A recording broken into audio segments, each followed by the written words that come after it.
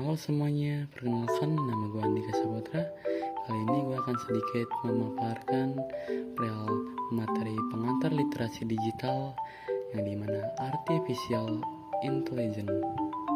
Nah, apa sih Artificial Intelligence? Artificial Intelligence atau AI adalah simulasi kecerdasan manusia yang diterapkan ke dalam sistem komputer atau perangkat mesin lain. Nah, selanjutnya apa sih tujuannya diciptakan AI? Nah, tujuan diciptakannya AI adalah untuk meniru aktivitas kognitif manusia seperti cara belajar atau learning, melakukan penalaran atau reasoning, mengambil keputusan atau decisioning, dan mengkoreksi diri atau self-correction.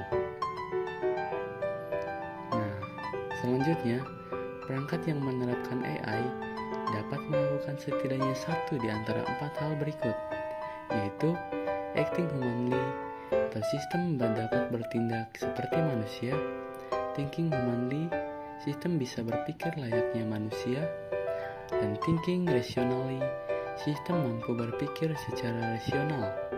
Dan lalu yang terakhir, acting rationally, sistem sanggup bertindak dengan rasional. Nah, selanjutnya yaitu nantinya AI akan mengidentifikasi data, menganalisis pola dan hubungan antar data, lalu mengambil keputusan berdasarkan apa yang ia pelajari. Semakin banyak berlatih dengan big data, kemampuan AI juga akan semakin meningkat, yang nantinya di mana berhubungan dengan data analitik. Diartikan sebagai serangkaian aplikasi mulai dari basic intelligence, reporting, and online analytic processing, dan beberapa fitur analitik lainnya. Data analitik juga bisa diartikan sebagai proses yang bertujuan untuk mendapatkan kesimpulan dari informasi data. Nah, selanjutnya, apa sih kegunaan data analitik? Kegunaan data analitik yaitu mempermudah perhitungan statistik, menjadikan waktu perhitungan lebih efisien, dapat membantu riset pasar dari sebuah bisnis, lalu yang terakhir, hasil perhitungan yang akurat. Nah, lalu data analitik sangat penting karena dapat membantu bisnis untuk mengoptimalkan kinerja mereka dengan menerapkannya ke dalam model bisnis. Berarti perusahaan tersebut dengan kombinasi data cloud computing. Nah, apa sih cloud computing itu? Cloud computing merupakan proses pengolahan sumber daya komputasi melalui jaringan internet supaya bisa menjalankan program melalui komputer yang telah terhubung dengan server cloud pada waktu yang sama. Nah, selanjutnya yaitu cloud computing adalah sebuah proses pengolahan sumber daya komputasi melalui jaringan internet supaya bisa menjalankan program melalui komputer yang telah terhubung dengan server cloud pada waktu yang sama. Nah, ada 3 jenis layanan berbasis cloud yang disediakan oleh penyedia layanan cloud.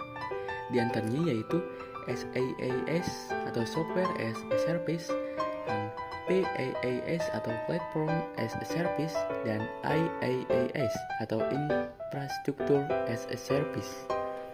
Nah, lalu layanan cloud saat disediakan dalam bentuk perangkat lunak contohnya adalah Adobe Creative Cloud, Google Docs, dan Spreadsheet, Microsoft 365 atau dahulu dikenal dengan Office 365. Melalui jaringan SaaS, kamu dapat mengakses perangkat lunak atau aplikasi dengan mudah tanpa perlu menyediakan media penyimpanan untuk menyimpan aplikasi tersebut. Nah, layanan cloud IaaS disediakan dalam bentuk memberikan sumber daya infrastruktur komputasi dalam artian cloud computing yang menyeluruh, meliputi server, storage, jaringan, bahkan sampai ruangan data center khusus.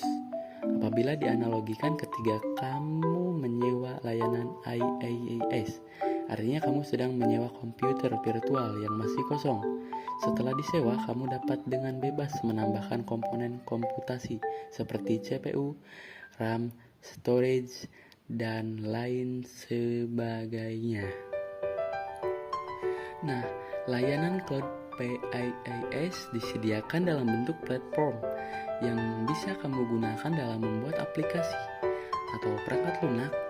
Apabila dianalogikan, ketika kamu menggunakan layanan IaaS, layaknya kamu menyewa sebuah rumah beserta berbagai lingkungannya, meliputi database engine, sistem operasi, network, framework, aplikasi, dan lain sebagainya.